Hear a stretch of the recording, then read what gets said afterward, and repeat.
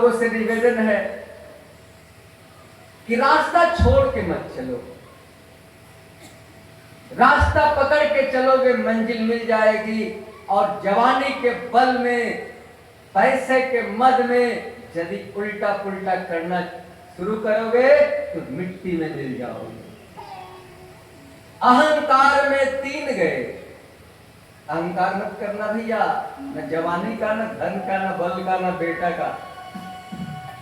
अहंकार में 3 गए, धन वैभव और वंश।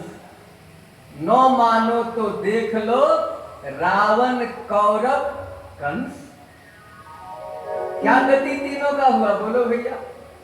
और आज भी देश में बड़े बड़े बोरा में रुपया रखने वाले पकड़ के जेल जा रहे हैं। आज स्टार्ट हो गया है, कोई नहीं बचेगा, याद रखना, कोई नहीं बचेगा। जो 2 नंबर का पैसा इकट्ठा किया है, आज नहीं तो कल वो पैसा सरकार का हो जाएगा और नहीं तो समाज का अधिकार हो जाएगा। हम नहीं कहते, संतों की भविष्यवाणी है, क्योंकि हमारा देश बहुत जल्द जगत गुरु बनने वाला है। प्रेम से बोलो भारत माता की। इसलिए भैया ईमानदारी का खाओ, ईमानदारी से कमाओ। बेईमानी का पैसा ना आज तक किसी के पास रहा है और न तुम्हारे पास रहेगा,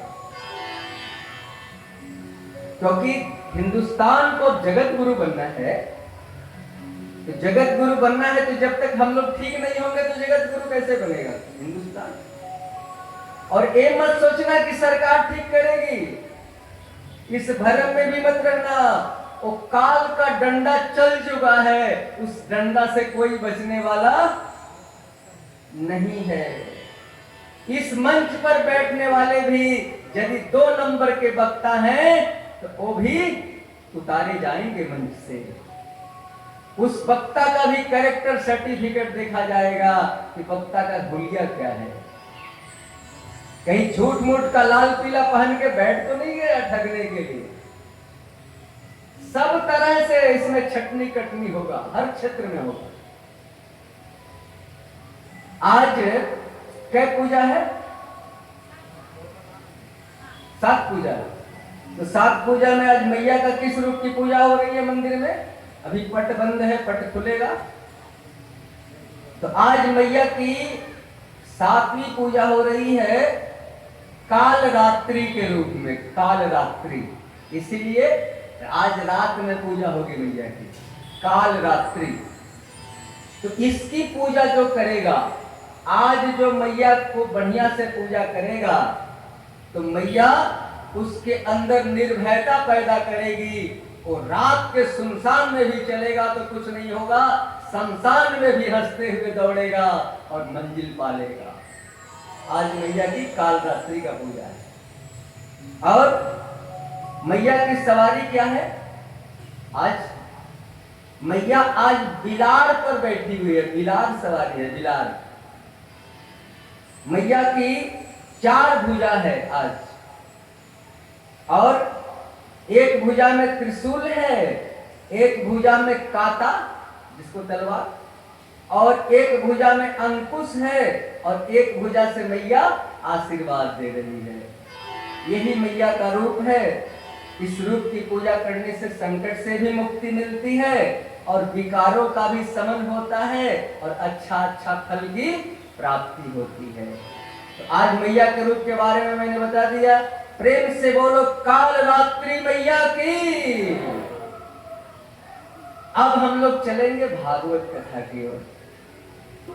रीढ़ की हड्डी सीधा करके हम लोग बैठे।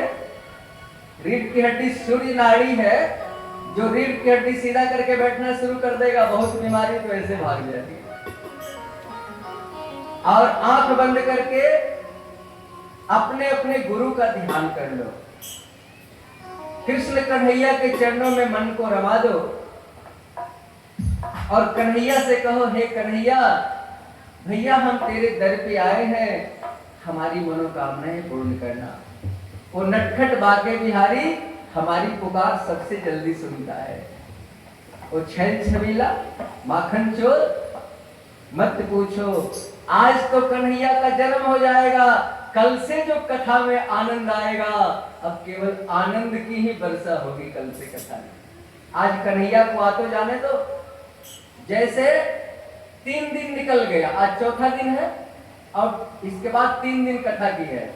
मध्य में कन्हैया प्रकट हो रहे हैं और मध्य में ही सब कुछ हमें मिलता है।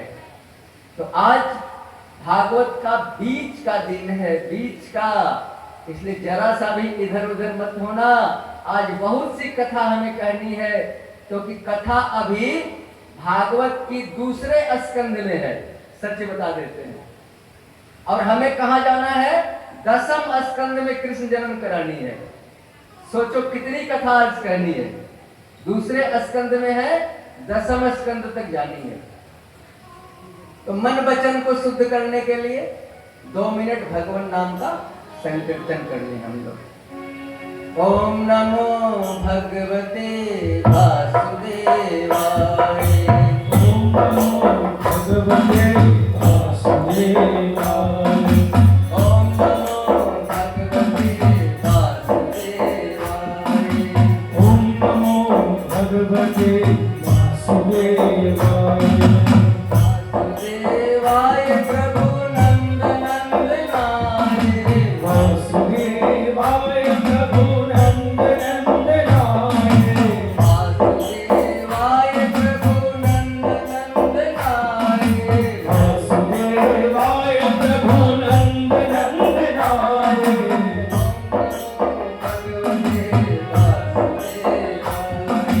ओम नमो भगवते वासुदेवाय। वासुदेवाय प्रभु गोपेश्वराय। वासुदेवाय प्रभु गोपेश्वराय। वासुदेवाय प्रभु गोपेश्वराय। वासुदेवाय प्रभु गोपेश्वराय। इधर दोनों हाथ पर उठाइए, समर्पण की भावना से जो बाबा के दरबार में आए हैं, दोनों हाथ पर उठा के ताली की सेवा करते हुए कि ओम नमो भगवते वासुदेवाय। ओम नमो भगवते वासुदेवाय। ओम नमो भगवते वासुदेवाय। ओम नमो भगवते वासुदेवाय। ओम नमो भगवते वासुदेवाय। ओम नमो भगवते वासुदेवाय। राधे राधे, जोर से बोलिए राधे राधे।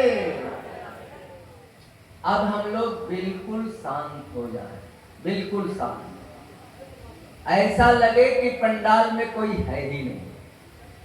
संसार को भूल जाइए, यानी जगत को छोड़ करके जगदीश्वर से नाता हम लोग जोड़ लें।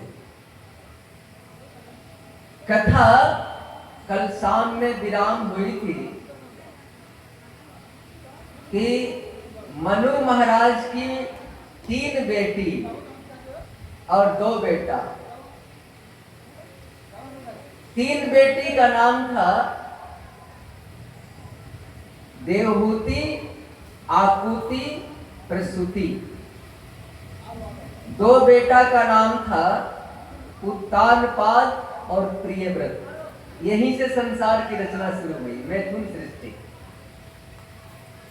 तो देवहूति का विवाह मनु महाराज ने कर्दम ऋषि से किया। जानकारी के लिए ये कथा कला प्रस्थान कर चुके हैं। और कपिल भगवान प्रकट हुए कर्दम का बेटा बनके। और आकुति का विवाह हुआ रुचि प्रजापति से, और बेटा बनके यज्ञ भगवान प्रकट हुए। दक्षिणा नाम की कन्या से उनका विवाह हुआ। और छोटकी बेटी जो थी प्रसूति, दक्ष से विवाह हुआ। 16 बेटी पैदा हुई प्रसूति से। सबसे छोटी बेटी का विवाह भोले बाबा से हुआ, सती से। सती से कोई संतान नहीं हो सकी। क्योंकि सती अपने पिता के यज्ञ में जल के भस्म हो गई थी और पर्वत की बेटी बन के आई और पार्वती मैया फिर से भोले बाबा से विवाह कर ली। यहां तक कथा कल हुई है। तो 3 बेटी की कथा हो गई। अब 2 बेटा के बारे में थोड़ा आप लोग जान लो। पहले जानेंगे बड़ा बेटा के बारे में। बड़ा बेटा का नाम था उत्तानपाद। उत्तानपाद की 2 पत्नी थी। एक पत्नी का नाम था सुनीति और दूसरी पत्नी का नाम था सुरुचि। सुनीति का मतलब